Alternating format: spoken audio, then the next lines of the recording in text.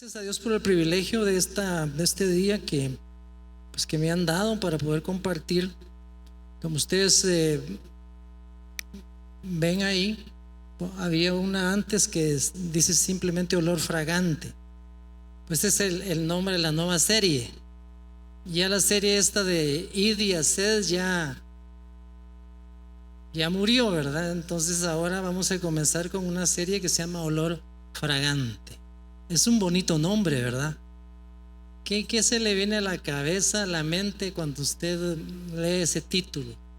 Olor fragante. ¿En qué piensan, hermanos? En perfumes, ¿sí? En flores, en cosas aromáticas, en aquellos spray ups. Y realmente a todos nos gusta el olor fragante, ¿verdad? A mí me gusta oler bien, ¿verdad? Me baño, me echo mi locioncita ahí y todavía hago así, a ver si huelo todavía bien. Y es que los seres humanos necesitamos muchas fragancias, hermano, por diferentes cosas, ¿verdad? Los olores del cuerpo y todo eso no nos ayudan mucho, siendo honestos. Entonces sentirnos con un olor rico, fragante, pues uno se siente bien, se siente como limpio, como recién bañadito, ¿verdad? O a veces uno está sentado por ahí y pasa tal vez alguna hermanita que se echó su locioncita, su perfumito por ahí. Ay, qué rico huele ese perfume. Así le digo yo a mi mujer a veces, ¿verdad? No siempre, pero ella tendrá algunos sus perfumes por ahí. Y de repente se echa uno que es más rico que los demás. Y entonces yo digo, chica, esa mi mujer se echó ese perfume que me gusta. Y le pregunto, ¿hoy te echaste de qué el perfume? ¿Va? Pero ella tampoco se echa mucho perfume a diario, ¿va? Porque está más en la casa que en la calle. Pero olor fragante es un tema bonito, ¿verdad? Ahora, ¿cómo traducimos ese olor fragante a los aspectos espirituales, ¿verdad? O a nuestra vida cotidiana, cómo se hace manifiesto eso, ¿verdad? Y la otra cosa interesante e importante es que también Dios como que también le pone atención al olor fragante, fíjense, hermano. Yo creo que la mayoría de ustedes muy probablemente han leído ya todo el Antiguo Testamento, y el Nuevo también. O han leído el libro de, ¿cuál sería? De Génesis, por ejemplo. ¿Cuántos han leído Génesis ya? O sea, solo para dar un test. No todos, aunque algunos nunca levantan la mano para nada, ¿va? ¿Y cuántos han leído el Éxodo, por ejemplo? Pues ahí en el Éxodo se nota más el tema del olor fragante en todas las ofrendas que el Señor le pidió al pueblo de Israel, ¿verdad?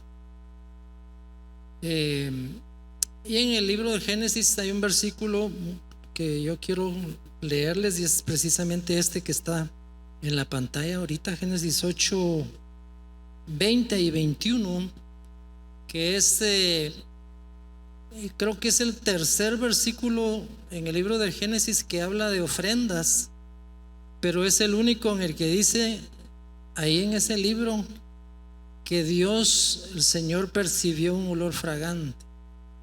Por ejemplo, está el sacrificio que no se dice específicamente que fue sacrificio cuando Adán y Eva pecaron, ¿verdad? Y el Señor los vistió con túnicas hechas con pieles de animales, ¿verdad?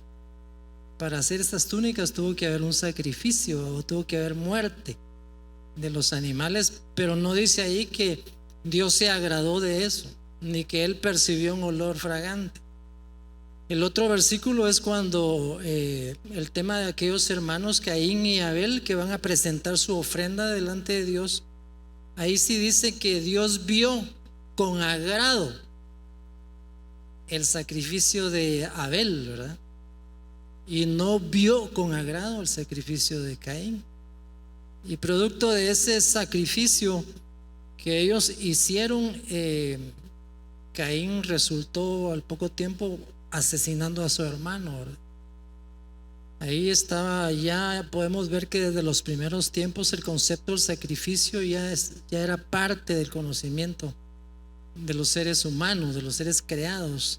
Y este versículo de Génesis 8:20 es es precisamente Noé. Un poquito después de que el arca reposó en los montes de Ararat, ¿verdad? Sobre los montes de Ararat, allá por Turquía, esa parte del mundo. Y cuando él ya había, el agua se había desaparecido de toda la superficie, dice que él, versículo 20, Noé edificó un altar a Jehová y tomó de todo animal limpio y de toda ave limpia y ofreció holocausto en el altar.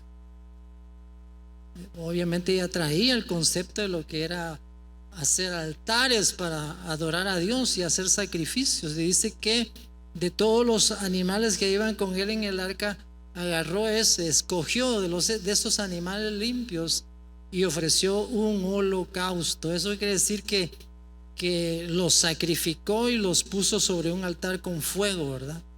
Y dice que percibió Jehová un olor grato. Mire, ese sacrificio o ese holocausto al Señor, el reinicio de la sociedad, el reinicio del mundo, el reinicio de la cultura, el reinicio de la humanidad en el mundo. Y cuando eso se dio después del diluvio, un hombre llamado Noé, yo me imagino que su familia debe haber estado ahí. Esa es mi idea, no lo concibo solo a él por allá en un monte haciéndolo él solo, yo lo concibo con su familia. Y ese ofrecimiento, ese que sería el holocausto, porque incluye el fuego, ¿verdad? Entonces ese holocausto hace un aroma, hace un majal, ¿verdad? Pero en medio del humo y todo eso, aquel aroma que llega hasta la presencia de Dios, y él se agrada, y él dice que percibió un olor grato. Un olor grato es un olor agradable, algo que es rico a nuestro olfato, y uno dice, ¡ala, qué rico huele! Como cuando usted va a comer o en su casa se junta y dice, hagamos un churrasquito, ¿eh? Y usted está ahí frente a la parrilla y está la carne ahí en medio del fuego y está subiendo aquel aroma, y usted dice, ¡ala, qué rico!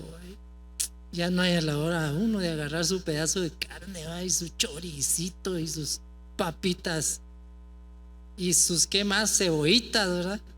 Y el chilito y el guacamole es para que le dé hambre, ¿verdad? Anticipadamente, y empezar a comer, ¿verdad? Ese no solo olor grato, sabor grato, sino sensación grata de estar con la familia, con los amigos. Entonces ese ambiente que usted se lo puede imaginar ahorita, y yo lo imagino delante de la presencia de Dios con ese holocausto hecho por su siervo, aquel que le oyó y le obedeció, ¿verdad?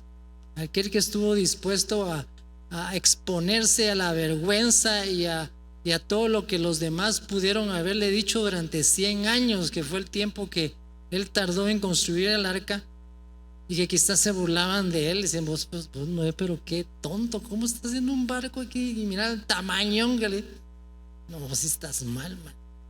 Pero él sabía quién le había hablado, y él sabía qué iba a suceder posteriormente, porque Dios se lo dijo.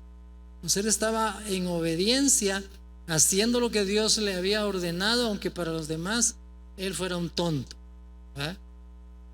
Pero hizo lo que Dios le dijo, y cuando la cosa pasó, el único que se salvó fue él y su familia, ¿verdad? Porque los tontos que oyen a Dios son sabios, hermanos, son inteligentes, son gente que recibe sabiduría de Dios, ¿verdad? Aunque para el mundo seamos, como dice Pablo en alguna parte, ¿verdad?, la es de la tierra. Pero para Dios, así como en este punto de esta plática, Noé está haciendo este holocausto para Dios, y Dios percibe un olor grato, un olor fragante. Qué rico. Dios y toda la creación angélica y la Trinidad de Dios se han de ver regocijado con ese sacrificio. Qué rico huele ese.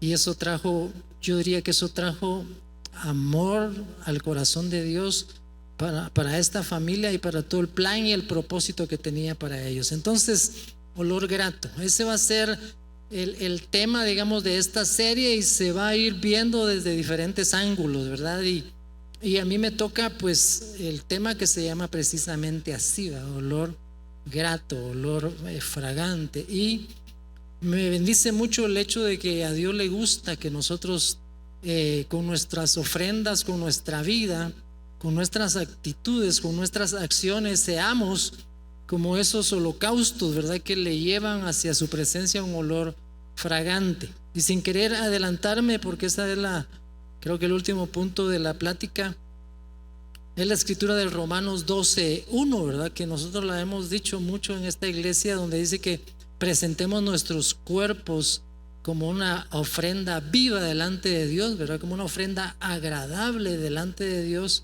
Eso quiere decir que nosotros en nuestro caminar en este mundo podemos ser como eso. Podemos ser olor agradable al Señor, poniendo nuestros cuerpos, nuestras vidas en un sacrificio vivo que sea agradable al Señor, ¿verdad? Pero no me quiero adelantar más al asunto, vamos a tratar de ir poco a poco. Entonces, si Dios percibió un olor agradable y se sintió agradado, quiere decir que Dios continúa, creo yo, buscando en medio de su pueblo ese olor fragante, ¿verdad? Vamos a ver otra parte allí de la escritura. Ahí está. Esto es un poco de enseñanza, ¿verdad? Porque yo creo que es bueno que sepamos algunas cosas o las recordemos. Por ejemplo, en el libro del Éxodo, en el capítulo 30, tenemos una escritura que es un poco larga, que obviamente no la voy a leer, ¿verdad? Porque el tiempo en la prédica tampoco es de 2 horas aquí, ¿verdad? Ni de una siquiera, entonces hay que aprovechar el tiempo. Pero sí tengo un extracto aquí que dice que en esta escritura de Éxodo 30, usted la puede anotar ahí si le interesa el tema, leerlo después y aprender un poco más usted mismo, ¿verdad? Pero en esta escritura hay una parte donde leemos las instrucciones que Dios le dio a Moisés antes de que él empezara a construir todo el tema del tabernáculo. Y en medio de todas las instrucciones que le da, le habla del aceite de la unción. Y eso me imagino que ustedes lo han leído, así han leído ya el Éxodo del Antiguo Testamento.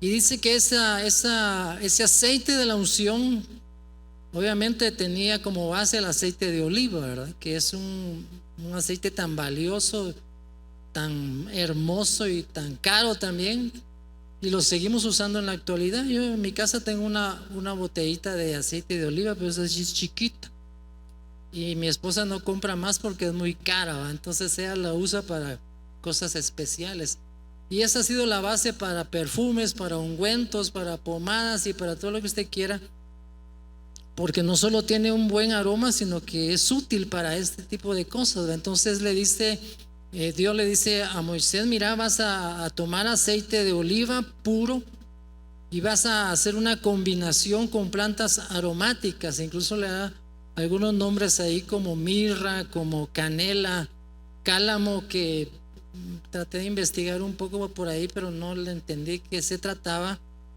Y también está la acacia, aunque hay algunos que dicen que la acacia y la canela es la misma. Entonces, el asunto es que el Señor le da a él las instrucciones para que haga esta unción. Y la pregunta sería: bueno, ¿y para qué era ese aceite de la unción?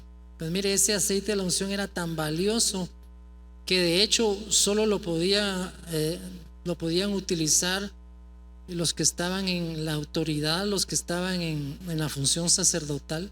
O sea, ese aceite le sirvió a Moisés para ungir al sumo sacerdote, o sea, a Aarón, para ungir a sus hijos, a los de la tribu de Leví, que iban a ser los sacerdotes escogidos delante de Dios.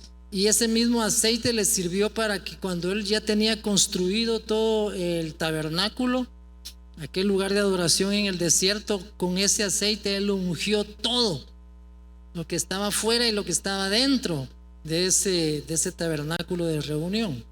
Y si usted ha leído también el Éxodo, recordará que en el lugar de reunión, o en el tabernáculo que estaba dividido en 2 partes, bueno, en la parte del atrio estaba el altar del holocausto, estaba una pila donde los sacerdotes se lavaban, adentro estaba el candelero de los 7 brazos que Dios le dijo a Moisés que lo hiciera.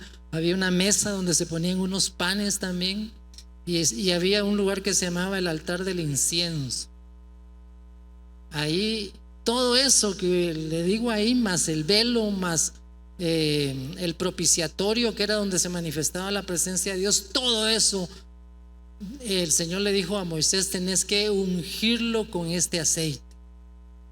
Imagínense, hermanos, si este aceite servía para ungir todas las cosas ahí en este lugar de adoración a Dios, yo me imagino que ahí había un aroma delicioso, hermano, porque no solo el aceite de oliva huele rico, sino que el aceite combinado con todas estas plantas aromáticas que le mencioné, más otras que no recuerdo, más el incienso que también Dios le dijo que hiciera, que se tenía que poner sobre el altar este pequeñito que se le llama el altar del incienso, que debía tener fuego, y el sumo sacerdote entraba y le ponía incienso aromático para que ese incienso produjera un olor agradable pero rico ahí mientras él estaba ministrando, y por otro lado para que ese olor también entrara ahí donde estaba el arca del pacto, que ahí no podía entrar nadie, solo el sumo sacerdote una vez al año,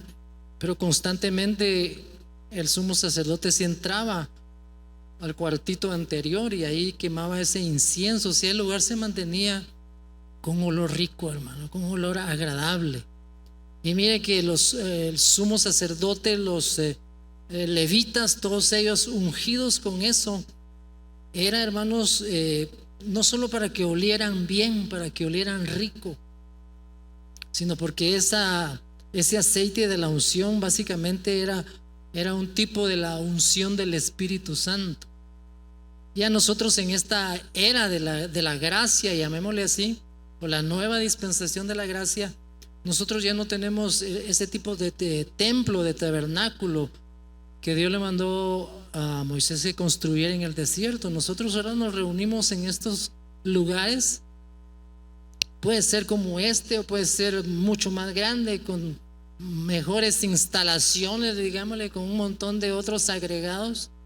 Pero puede ser un lugar al aire libre, porque ya no es el lugar el que agrada a Dios, sino que son las personas las que nos reunimos ahí. Los hijos de Dios, los creyentes, los que buscamos a Dios en espíritu y en verdad, son los que nos reunimos ahí. Y su presencia, la presencia del Espíritu Santo, no solo desciende, ¿verdad?, y se manifiesta en nuestros corazones, sino que la presencia del Espíritu Santo mora en el corazón de cada uno de nosotros.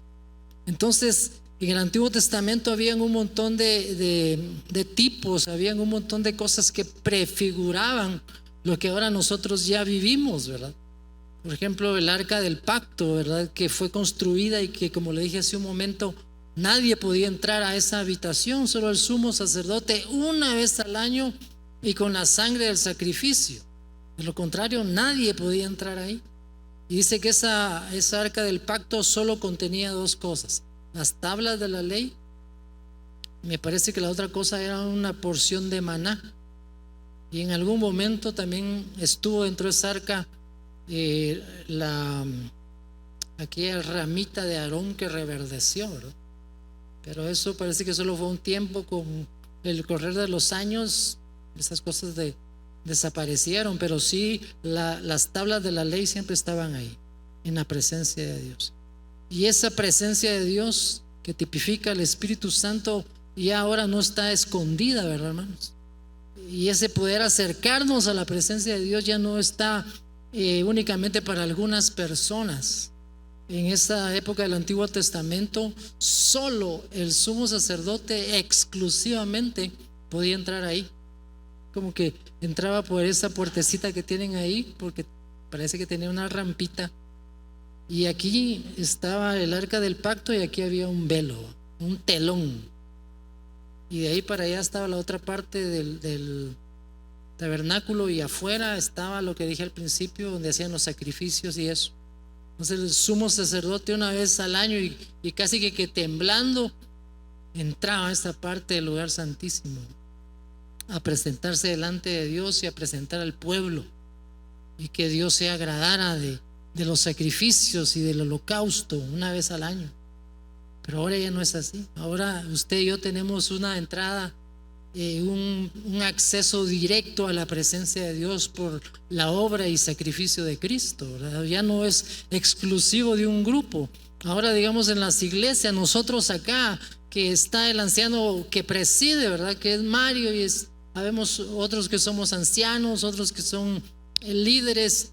Ninguno de nosotros tenemos la presencia de Dios exclusiva, o que el anciano gobernante sea más santo que el anciano local, ¿verdad? O que el anciano local sea más santo, no alto, sino más santo que los líderes. Ese tipo de cosas ya no se manejan, ¿verdad? Ahora la presencia del Señor se mueve en medio de su pueblo. Y es cierto, estas personas que menciono que tienen autoridad, obviamente tienen más responsabilidad, y la presencia de Dios está ahí para respaldarlos, pero a eso no los hace mejores ni superiores al resto. Amén. Ni mejores ni superiores, sino que aquí todos estamos cortados a la misma medida y lavados con la misma sangre preciosa de Cristo. Amén.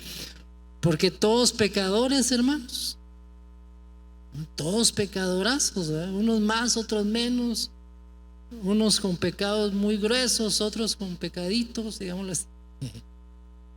Pero pecado, hermanos. Entonces, el mismo sacrificio que hizo Jesús en la cruz del Calvario por aquel que ha cometido grandes pecados es el mismo sacrificio que nos limpia a nosotros, que quizás hicimos cosas menores, ¿verdad, hermano? No matamos a ninguno, no secuestramos a nadie, no extorsionamos a no sé qué, no. Ay, hermano, no, yo lo único que tenía era malos pensamientos. Ahí es donde se cocina todo, hermano. No, pero yo solo eso tenía, pero nunca los llevé a cabo. A saber, solo Dios sabe eso, pero eso no es lo que importa. Lo que importa es el sacrificio maravilloso de Jesús. Por eso necesario es que todos nosotros, o que todos los seres humanos, tengan un encuentro con Jesús, que lo reconozcan como su único y suficiente Salvador, porque de lo contrario no hay opción, no hay camino, no hay salida, no hay perdón, no hay gloria eterna, hay perdición eterna. Jesús dijo: yo soy el camino, la verdad y la vida. Todo eso estaba tipificado ahí en el santuario, en ese tabernáculo. Todo eso es tipo de Cristo, todo es tipo de Cristo. Cuando Él dice: yo soy la puerta, es la puerta para entrar al lugar este. Entonces, yo soy el camino, es el camino para llegar ahí. Soy la verdad, soy la vida. Todo eso está representado en el tabernáculo, porque Jesús es el centro de la palabra, ¿verdad? Entonces, hermano, qué bendición poder saber que en la gracia y misericordia de Dios Él nos ha llamado, ¿verdad? Y nos ha hecho, como dice la Biblia, reyes y sacerdotes para Dios, ¿verdad? Usted y yo somos privilegiados. Y quizás lo más importante no es reyes y sacerdotes, sino es hijos de Dios, ¿verdad?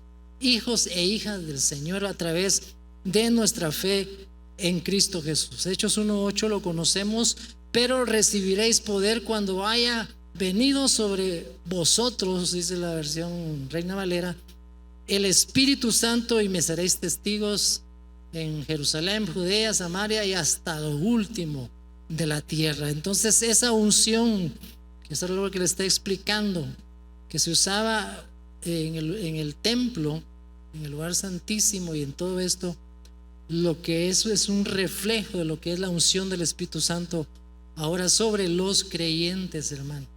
Y todo eso lo que produce es que nosotros también tengamos un olor que llega delante de la presencia de Dios como un olor fragante, ¿verdad, hermanos? Ya no es porque usamos loción de marca o usamos desodorante de marca, eso no tiene ningún valor delante de la presencia de Dios. Pero cuando olemos al Señor, cuando olemos a Cristo, cuando olemos a Espíritu Santo, cuando la unción fresca cae sobre nosotros, hermanos, podemos ser como una ofrenda agradable a nuestro Señor. No sé cuánto me queda, pero en lo que me entero cuánto me queda voy a avanzar un poco. Que hay un punto muy importante. Los discípulos de Cristo, ungidos con el Espíritu Santo, o sea, ungidos con esa unción, ese aceite de la unción que le acabo de mencionar. Esos discípulos de Cristo ungidos por el Espíritu Santo y manteniendo un buen testimonio, o sea, mira las dos cosas ahí, ungidos con el Espíritu Santo, pero teniendo una manera de vivir correcta y conforme a la palabra de Dios, serán atractivos espiritualmente a la gente a su alrededor. Pues yo no sé si a usted le ha pasado, pero eso es una realidad. Cuando nosotros estamos cerca de Dios, amamos a Dios, lo buscamos, servimos a las personas, como que las otras personas que están alrededor de nosotros, y no me refiero a los que venimos al culto aquí, sino a los vecinos, a otros familiares nuestros, a compañeros de trabajo, hermano, lo querramos o no, nosotros nos echan el ojo, hermano. Hay algo que produce en los ambientes donde los cristianos estamos, que nos hace, hermanos, como algo especial en un sentido. Eso como aquello que le dicen a uno, es que vos caes bien, ¿va? Es que vos caes bien, es que vos tenés algo, ¿va? Es que vos tenés algo que no sé, no puedo explicar qué es, pero vos tenés algo.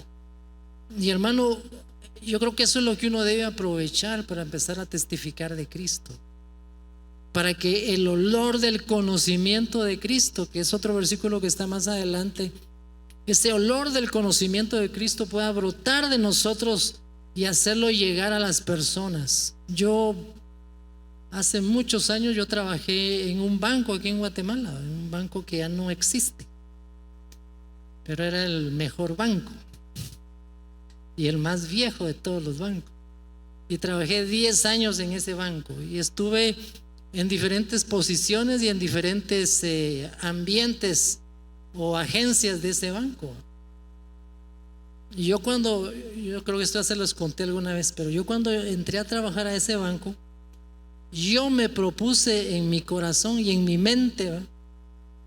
Y yo dije, yo no voy a decirle a ninguno aquí que yo soy cristiano, o que yo soy evangélico, o que yo asisto a alguna iglesia. No, yo voy a venir aquí, voy a trabajar, voy a hacer lo que tengo que hacer y que esta gente se dé cuenta, si es que Dios así lo quiere, que yo soy cristiano. Pero yo no voy a andar diciendo, mira vos, yo soy cristiano, ni hablándoles de Cristo, sino que yo voy a estar aquí y voy a causar de alguna manera, si es que vivo bien, que esta gente se dé cuenta que yo soy diferente.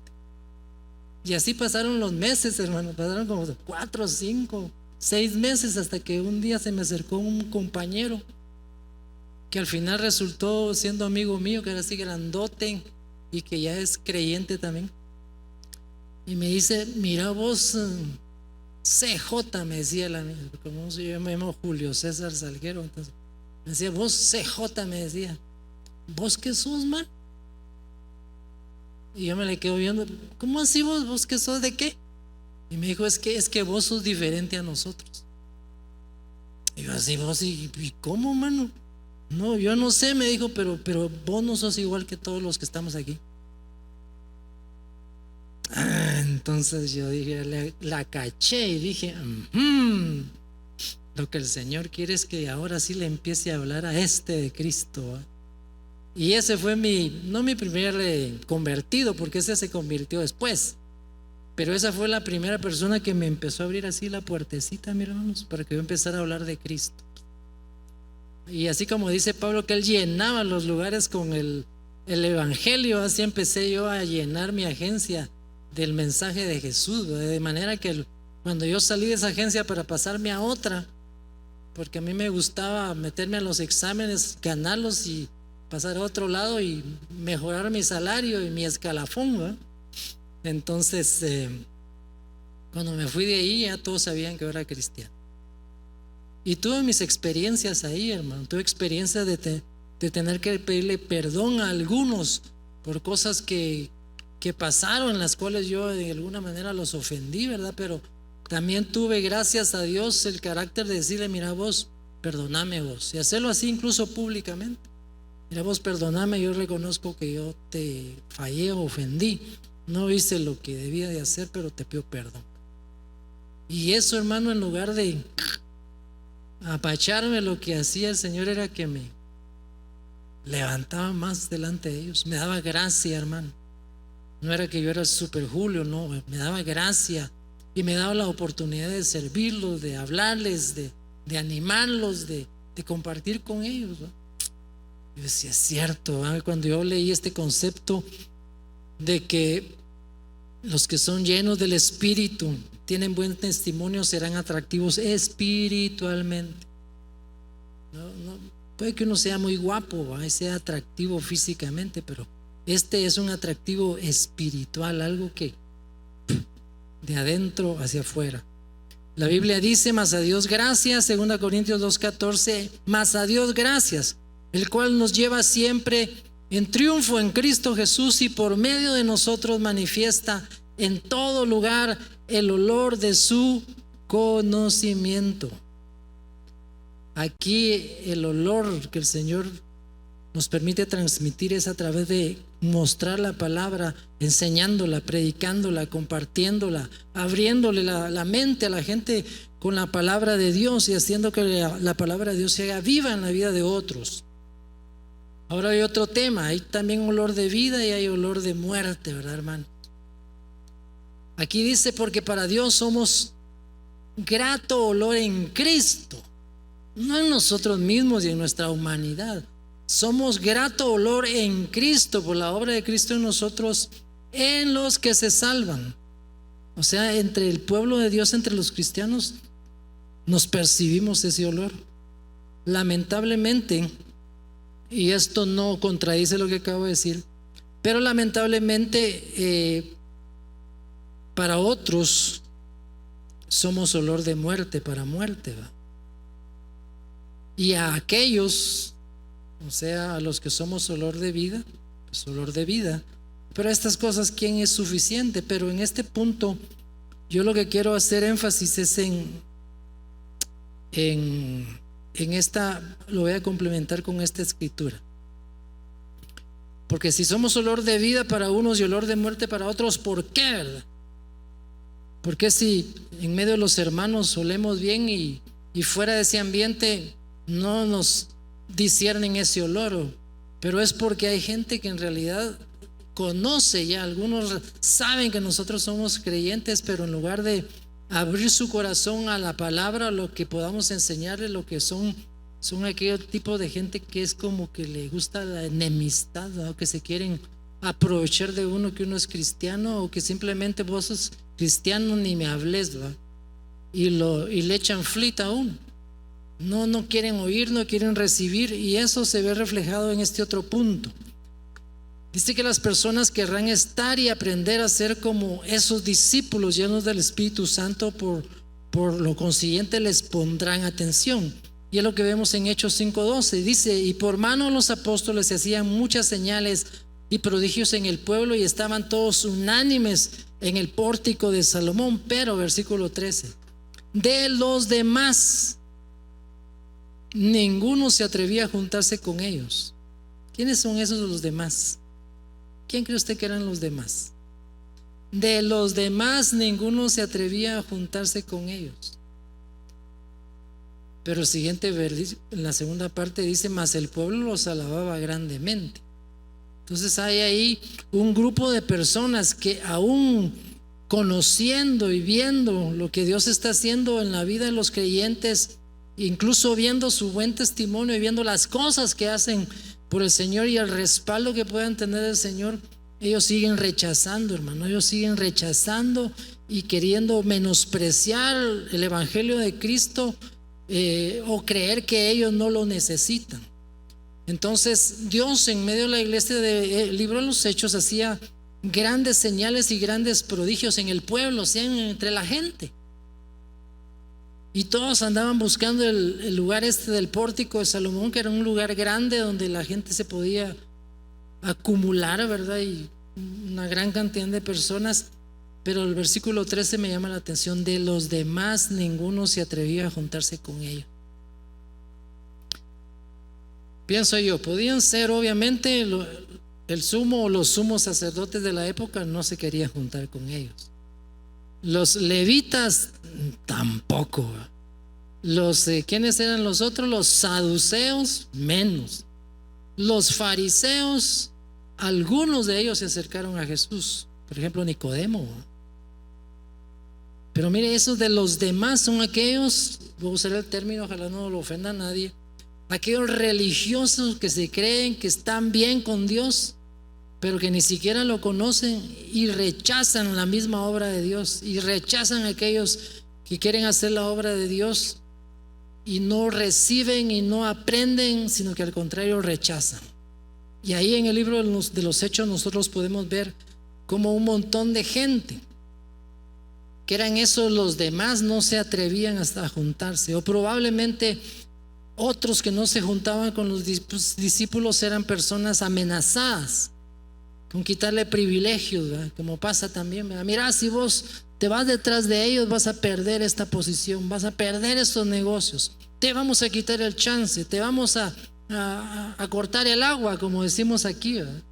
O sea, vamos a poner trabas para que tu vida no se desarrolle. Y tú dices, bueno, sí, mejor, va, con tal de estar bien, mejor me quedo con el bando de los rudos.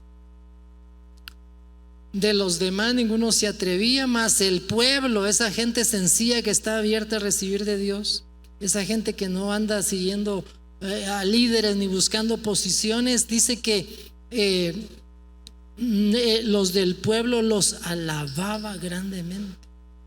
Ahora uno dirá, puchica, y estos hermanos se dejaban alabar, ¿va? Está cantándole un corito a los apóstoles, ¿va? Pero no es eso, ¿no? Que el pueblo tenía palabras de bendición para ellos, tenían palabras de gozo, de alegría hacia ellos, los empezaron a amar y a tenerlos en estima por lo que ellos significaban en el reino de Dios. Y los que creían en el Señor, miren qué bonito, aumentaban más. Y los que creían en el Señor, en este ambiente lleno de la presencia de Dios y con gente que tenía buen testimonio y estaban haciendo las obras de Dios, en medio de ese ambiente dice, y los que creían en el Señor aumentaban más, gran número, así de hombres como de mujeres. Qué bonito, hermano.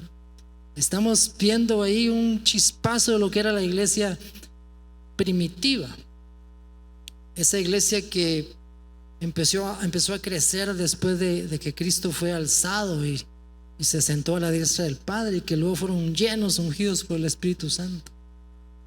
Qué bendición, aumentaban más, y no solo hombres, hermanos, hombres y mujeres, porque si vemos la historia de las iglesias, hermanos, pasan dos fenómenos: o hay iglesias que están llenas de mujeres y el único hombre ahí es el pastor y el diácono, y hay otras en que es a la inversa, ¿va?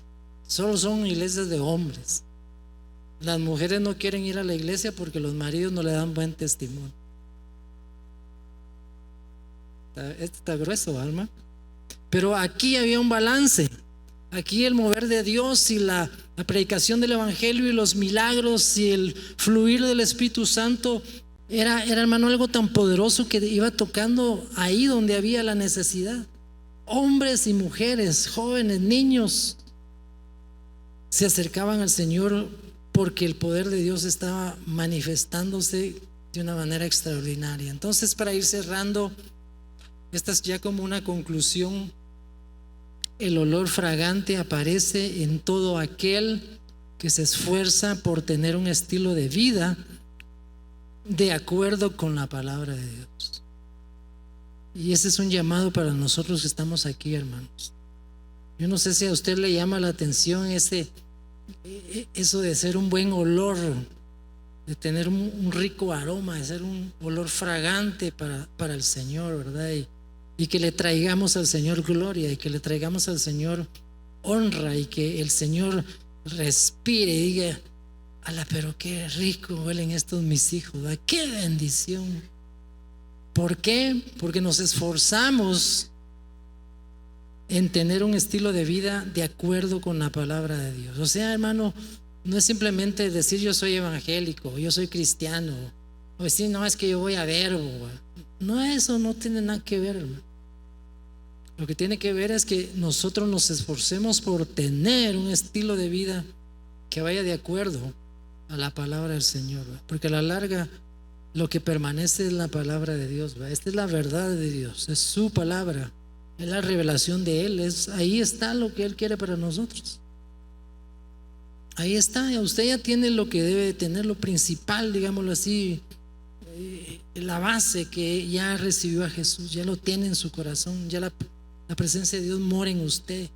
Algunos de ustedes son llenos del Espíritu Santo, tienen dones del Espíritu Santo, otros van más despacito, algunos son un poco incrédulos, pero mira, si usted ya le entregó su corazón a Jesús, tiene la puerta abierta, hermano, tiene la puerta abierta de las bendiciones de Dios. Y usted es, creo yo, usted ya es una persona que tiene ese olor fragante, pero a veces como que lo tiene metido en una botellita, ¿no?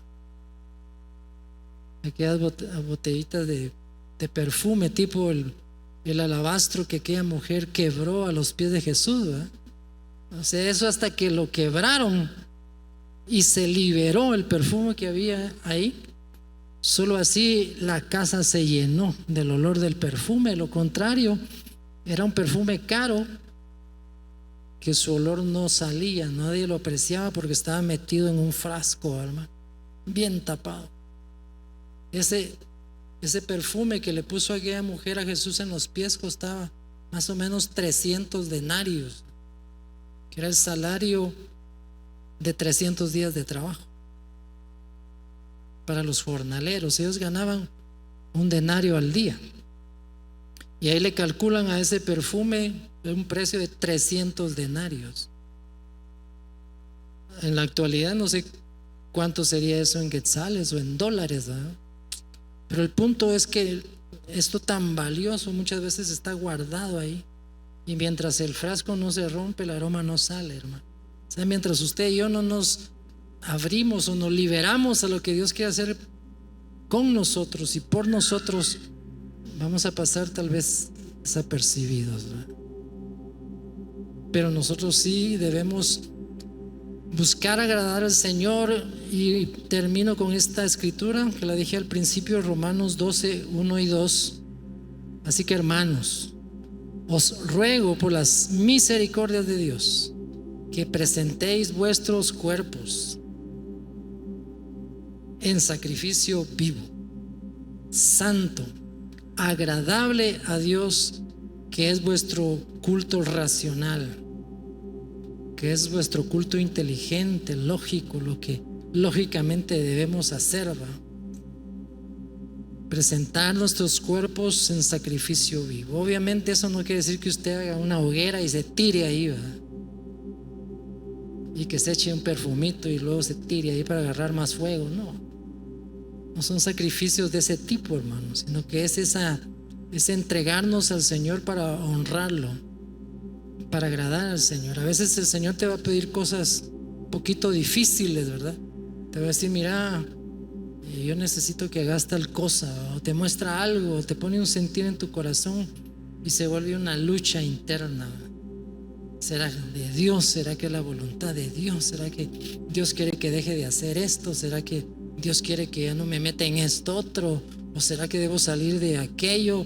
El Señor te habla y muchas veces uno no atiende. En otras ocasiones el Señor permite que sucedan en nuestra vida cosas difíciles, hermano, cosas duras, sufrimiento tremendo en las vidas de muchas personas, y no entendemos, ¿verdad? Pensamos que Dios no nos quiere, pensamos que Dios nos odia, y lo que Dios quiere hacer es cambiarte, es transformarte, ¿verdad? Sacar lo mejor de ti y hacerte una nueva persona. Pero a veces no entendemos, hermano. Pero en humildad acerquémonos a Dios y presentémonos constantemente delante de su presencia. Eso quiere decir, oremos, adoremos, honremos a Dios, vivamos la palabra, amemos a nuestros semejantes, amemos a nuestros hermanos, amemos a los vecinos, ¿verdad? O sea, no es solo una cuestión de que la vida cristiana es el domingo en la mañana o el miércoles en la noche. No, hermano, la vida cristiana es eso, es una vida. Y tu vida es todos los días, ¿verdad? Hasta dormido estás vivo. O sea, vida cristiana, sacrificio vivo, santo, agradable a Dios. Y dice que no nos conformemos a este mundo, no tomemos la forma de este siglo, a este mundo, sino que nos transformemos por medio de la renovación de nuestro entendimiento.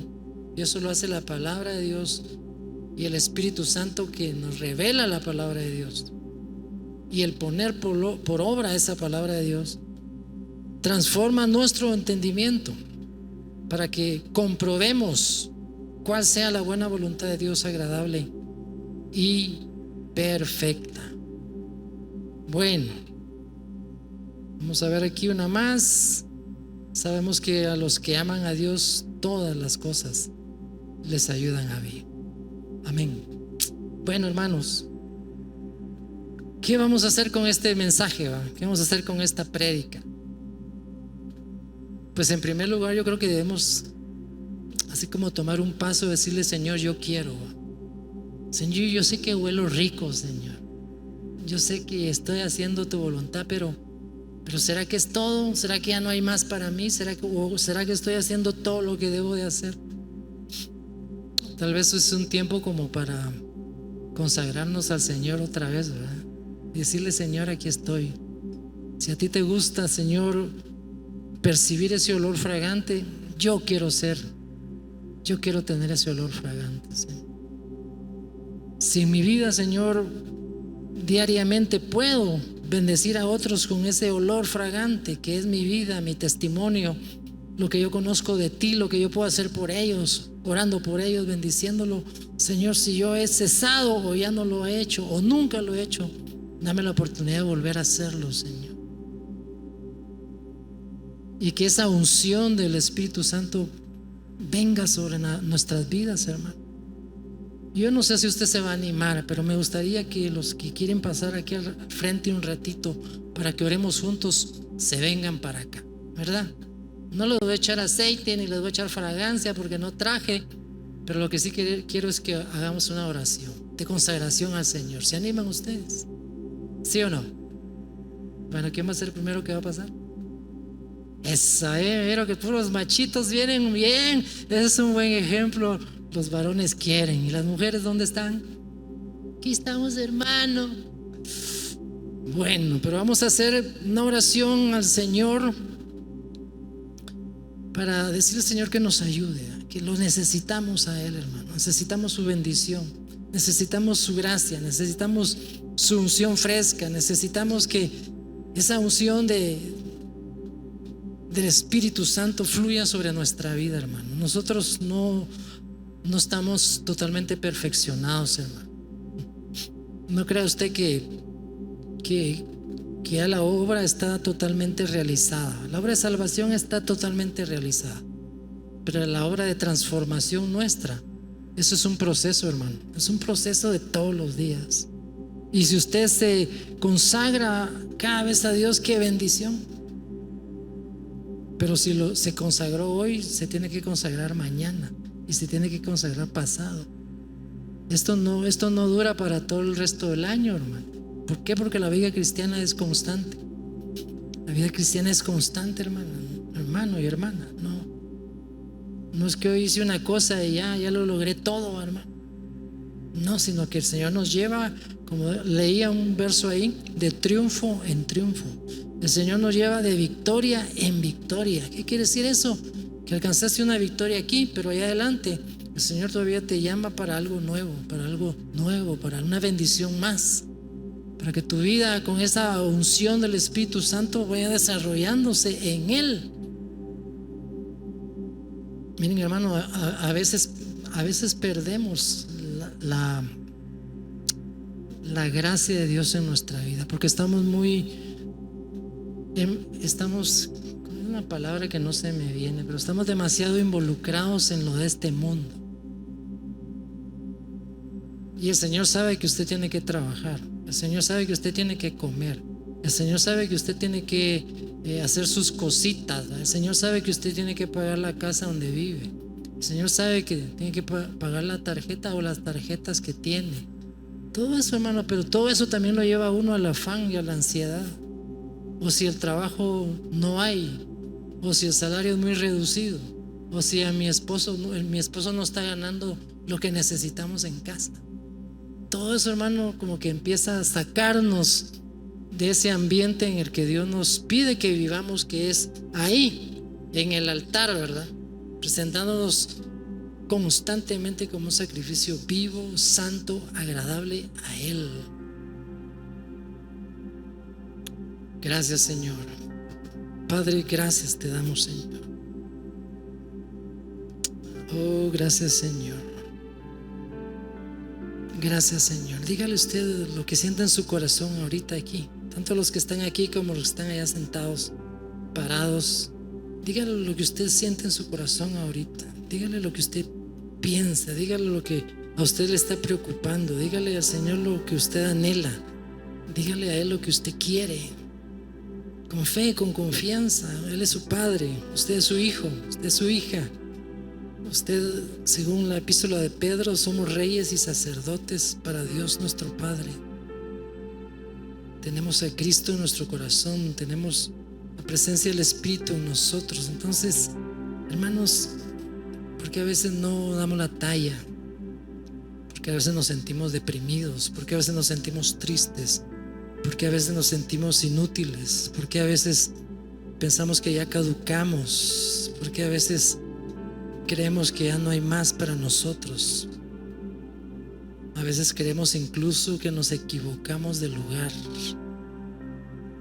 o que nos equivocamos de Salvador. Pero no, hermanos, estamos en el lugar correcto y con la persona correcta, que es nuestro Señor. Así que, Señor, en el nombre de Jesús, gracias. Gracias, Señor, por este tiempo, Señor. Gracias por esta enseñanza que nos das. Gracias por este mensaje. Gracias por ese conocimiento, Señor, del olor fragante, de ese aroma grato delante de tu presencia que podemos ser nosotros, Señor. Y gracias porque nos llamas a que constantemente te busquemos, porque eso, Señor, va a llenar nuestros corazones y de esa manera vamos a poder ser también útiles para nuestra familia, para nuestro esposo, esposa, hijos, para nuestros familiares, para nuestros vecinos, Señor. Y así la onda se va expandiendo, Señor, hasta llegar a un montón de lugares con un montón de personas. Y, Señor, gracias porque tu palabra dice que somos olor de Cristo, Señor, y que tu conocimiento, Señor, ese conocimiento de Cristo, de tu palabra, es como una fragancia que nosotros podemos llevar también a otros, Señor. Que no se nos olvide eso, Padre. En el nombre de Jesús, yo te ruego, Señor, que tu presencia poderosa, Señor, venga sobre la vida de cada uno, porque tú conoces a los que están aquí de pie, Señor. Conoces sus necesidades, conoces sus corazones, conoces, Señor, sus anhelos, conoces que quieren caminar contigo, que quieren crecer más, Señor, en el conocimiento de tu palabra, Padre. Conoces sus necesidades, conoces sus suspiros ahí en la noche, conoces sus lágrimas en la almohada, Señor. Conoces sus sufrimientos también, conoces sus luchas, conoces sus tentaciones, Señor. Conoces también sus hierros, sus fallas, Señor. Pero, Señor, estamos aquí delante de tu presencia. Yo me incluyo con ellos, Señor.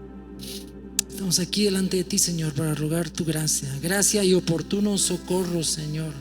Eso necesitamos, gracia y oportuno socorro, y que tú vengas, Señor, en este momento y ministres estos corazones, nuestras vidas, Señor, y que salgamos de aquí con un anhelo renovado, con un nuevo deseo, Señor, de buscarte, con un nuevo entendimiento de lo que es nuestra vida delante de ti, Señor. Que cuán amor tienes por nosotros, que cuán especiales somos para ti, y cuán hermosos, Señor, somos, y que Tu amor es inmenso para cada uno de nosotros, Señor. Llena nuestros corazones, Padre, en el nombre poderoso de Jesús. En el nombre poderoso de Jesús. Y que tu gloria, Señor, sea sobre nuestras vidas, sobre nuestras cabezas, para la gloria tuya, Señor. Igual sobre esta iglesia cristiana Verbo el Naranjo, Señor. Las cosas poderosas, las cosas hermosas, las cosas grandes, Señor, para la gloria de tu santo nombre, Señor. Lo pedimos en el nombre poderoso de Jesús. En el nombre poderoso de Jesús. Gracias, Señor. Muchas gracias por todos tus beneficios, Padre. Aleluya. Gracias, Señor.